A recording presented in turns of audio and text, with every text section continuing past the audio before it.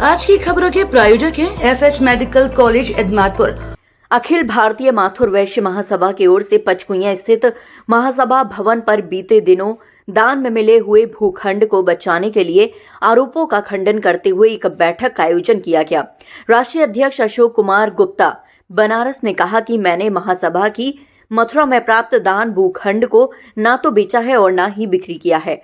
वास्तविकता यह है कि मथुरा की संदर्भित 500 वर्ग गज भूमि वर्ष 2007 में सुशीला गुप्ता मृतक द्वारा वर्ष 2007 में जरिए दान में महासभा को दी थी, परंतु उस भूमि पर कभी भी महासभा ने ना तो कब्जा किया और ना ही उस भूमि के राजस्व अभिलेखों में अखिल भारतीय माथुर वैश्य महासभा का नाम अंकित कराकर भवन का निर्माण कराया। दानदाता के परिवार के सदस्य द्वारा वाद संख्या 1125 सन 2022 पुलकित बनाम अखिल भारतीय माथुर वैश्य महासभा दाखिल कर भूमि के दान पत्र को निरस्त करने की याचना न्यायालय मथुरा में की गई। न्यायालय से वाद की सूचना प्राप्त होने पर महासभा द्वारा दान में मिली भूमि व वाद के संदर्भ में 5 सदस्यीय कमेटी बनाकर मामले की रिपोर्ट देने का उत्तरदायित्व सौंपा गया। इस कमेटी में मंडल अध्यक्ष अशोक कुमार गुप्ता, राजा खेड़ा वाले, कुंवर अशोक कुमार गुप्ता, भट्टे वाले, निर्वाचन मंडल अध्यक्ष एडवोकेट बसंत कुमार गुप्ता, ध्रुव कुमार आचार्य, वीरेंद्र कुमार गुप्ता शामिल थे। इस कमेटी ने ये रिपोर्ट सौंपी कि प्रश्नगत दान में मिली भूमि एक पतली सकरी गली में स्थित है जो बाउंड्री वॉल से घिरी हुई है। साथ ही भूमि पर महासभा का कब्जा नहीं है और वह राजस्व व अन्य अभिलेखों में माथुर वैश्य महासभा का नाम दर्ज नहीं है। वह न्यायालय में भूमि का विवाद लंबित है।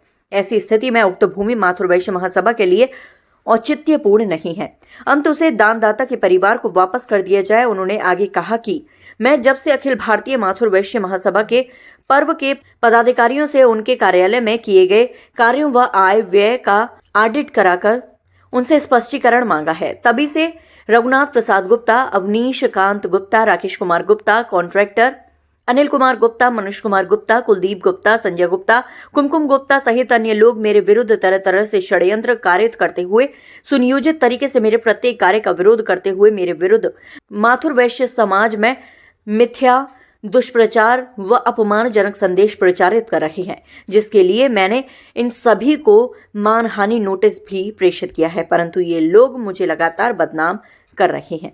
राष्ट्रीय महामंत्री सुनील कुमार गुप्ता ने कहा कि दानदाता के पुत्र राजुल कांत गुप्ता द्वारा अपनी माता द्वारा दान की गई भूमि व उनके अंतिम इच्छा के सम्मान के लिए अखिल भारतीय माथुर वैश्य महासभा को दिनांक 27 अप्रैल 2023 को 21 लाख रुपए अपने परिवार की तरफ से दान दिया गया और वाद संख्या 1125/2022 पुलकित बनाम अखिल भारतीय माथुर वैश्य महासभा में राजीनामा के आधार पर दान पत्र दिनांकित 27 जुलाई 2007 निरस्त होने की बात तय हो गई व तदनुसार न्यायालय की डिकी अनुसार प्रश्नगत संपत्ति को स्वामित्व दान पर निरस्त होकर दानदाता के परिवार को वापस हो गया। कोषाध्यक्ष सीए नीरज कुमार गुप्ता ने कहा कि अखिल भारतीय माथुर वैश्य महासभा के आय व्यय में काफी गड़बड़ी पाए जाने पर लेन देन व खर्चों की अध्यक्ष ने ऑडिट कराने का निर्णय लिया तो पूर्व के पदाधिकारियों के एक गुट ने पोल खुलने के डर से षड्यंत्र कारित करते हुए सुनियोजित तरीके से विरोध करते हुए अध्यक्ष के विरुद्ध माथुर वैश्य समाज में मिथ्या, दुष्प्रचार व अपमानजनक संदेश प्रचारित करना प्रारंभ कर दिया व तानाशाही का आरोप लगाने लगे। साजिश करके अखिल भारतीय माथुर वैश्य महासभा के संविधान के विपरीत दिनांक 7 जुलाई 2027 को अविनाश कांत गुप्ता को अखिल भारतीय माथुर वैश्य महासभा को अंतरिम अध्यक्ष नियुक्त किया, जिसका कोई विधिक प्रभाव कभी भी नहीं हुआ। वह मैं राष्ट्रीय अध्यक्ष अशोक गुप्ता बनारस पद पर आज भी कार्यरत है। केंद्रीय महिला मंडल अध्यक्ष दीपिका गुप्ता ने कहा कि अध्यक्ष अशोक कुमार गुप्ता बनारस के ऊपर लगाए गए सभी आरोप पूर्णतः मनगढ़ंत हैं, भ्रामक, विधि विरुद्ध व एक सुनियोजित साजिश का हिस्सा है। उक्त दान में मिली संपत्ति दानदाता के परिवार को न्यायालय के आदेश अनुसार दानदाता के परिवार को वापस किया गया, न कि भूमि को विक्रय किया गया। बैठक में देश भर से माथुर वैश्य समाज के 100 से अधिक पदाधिकारियों ने भाग लिया। इस अवसर पर सुरेश गुप्ता, बच्चू बाबू, एडवोकेट बसंत गुप्ता, मुकेश गुप्ता, सीए दिनेश गुप्ता, दिलीप गुप्ता, राकेश गुप्ता आदि मौजूद रहे। इन्होंने बता दी है वो रिपीट नहीं करा, उसके अलावा बता ये शुरुआत कहाँ से? महासभा में एक जो कार्य समिति से ऊपर बॉडी है जो संविधान में परिवर्तन करती है, उसकी बैठक एजेंडा सब सर्कुलेट हो गया। ये बैठक चेन्नई में हुई थी। वहाँ पे 3 मूल बिंदु रखे गए थे। पहला, जो लोग पदों पे 40-40 साल से बैठे कार्य समिति मेंबर, वो 2 सत्र से ज्यादा लगातार नहीं रह सकते। ये उन सबको मालूम था, उन लोगों ने इसीलिए उसका बाइकाट किया। उसमें से 4-5 लोग गए थे। दूसरा कारण, महासभा कहीं से रजिस्टर्ड नहीं थी। आपको विधान की कॉपी दे देंगे। जयपुर अधिवेशन में एक रजिस्ट्रेशन हम लोग का दिल्ली में था। उसके बाद जयपुर अधिवेशन हुआ 2007 में।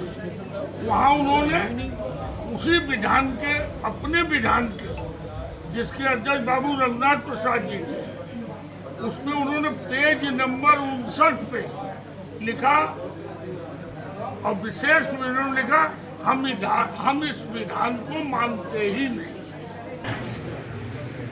सर्वप्रथम मैं ये बताना चाहूँगा कि मातृवैश्य भवन से संबंध में राजनीति में जो लोग अब हाशिए पे आ गए हैं, वो तरह तरह के हथकंडे अपना कर वर्तमान अध्यक्ष के कार्यकाल में जब उनकी दाद नहीं गली है तो मिथ्या प्रचार कर मनगढ़ंत झूठे अपमानजनक आरोप लगा रहे हैं। मैं सर्वप्रथम आपको बता दूं कि मथुरा में जो वाद 1125 सन 2022 जिन दाताओं ने जमीन दी थी, उनके ही एक रिश्तेदार ने एक वाद दाखिल किया। कानूनी तकनीकी दृष्टि से वो वाद दीवानी कचहरी में पोषणीय नहीं था, क्योंकि वो पुश्तैनी जायदाद कह के आए थे। तो जिन लोगों ने मातृवैश्य भवन के लिए जो दान दिया था, वो नितांत कानूनी रूप से गिफ्ट के अंदर नहीं आ सकता। माननीय अध्यक्ष जी ने कृपा की। माननीय अध्यक्ष जी ने जब मुझसे कानूनी राय मांगी तो मैंने अध्यक्ष जी से कहा, ये बात पूछनी ही नहीं है, ये गलत मातृवैश्य भवन के संबंध में बैनामा हो गया। इसका निरस्तीकरण 1 तारीख पर मथुरा की अदालत कर देगी, जिससे हम लोग हार जाएंगे। कुछ लोगों को ये बात पसंद नहीं आई, लेकिन अध्यक्ष जी बहुत जुनूनी व्यक्ति हैं। कर्म और धर्म से, ईमानदारी से मातृवैश्य समाज की सेवा करने में हमेशा संलग्न रहते हैं। इस आयु में भी इतना अधिक कार्य कर रहे हैं, जितनी प्रशंसा की जाए उतनी कम है। समाचार पत्रों के माध्यम से जानकारी हुई कि मथुरा में जो जमीन अखिल भारतीय मातृवैश्य महासभा को दान में मिली थी, उस जमीन के वापसी का जो मामला बना था, उसके बारे में कुछ गलत तथ्य उसमें अंकित थे। समाचार पत्रों को पूरी जानकारी नहीं दी गई। इस प्रकरण की समिति जो बनी थी, उसका मैं सदस्य था। उसके बारे में जो मैं आपको बताना चाहता हूं कि 2007 में जब महासभा को वो जमीन मिली थी, तब से लेकर जिस दिन वापस हुई है, तब तक महासभा का नाम केवल रजिस्ट्री थी। रेवेन्यू रिकॉर्ड्स में कोई नाम, उनका नामांकन नहीं हुआ था। महासभा का उस पर कब्जा नहीं था। वो जमीन का भौतिक निरीक्षण हमने किया था, कमेटी ने। बहुत सकरी गली में थी। कोई भी विकास से संबंधित काम करने पर वो जन उपयोगी लायक भूमि नहीं थी।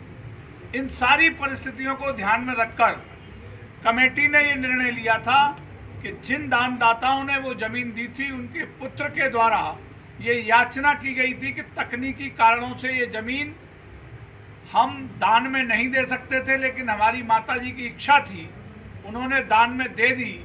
अब चूंकि कुछ लोग हमारे परिवार के ही हैं, रिश्तेदार हैं, उन्होंने विवाद खड़ा कर दिया है, सिविल का मुकदमा चल रहा है, हम उसे निस्तारित करना चाहते हैं और माताजी की भावना के अनुसार 21 लाख रुपए का दान महासभा में देना चाहते हैं, महासभा के उपयोग की अगर भूमि है तो कोई दिक्कत नहीं है, अगर उपयोग की नहीं है तो हमें वापस कर दी जाए।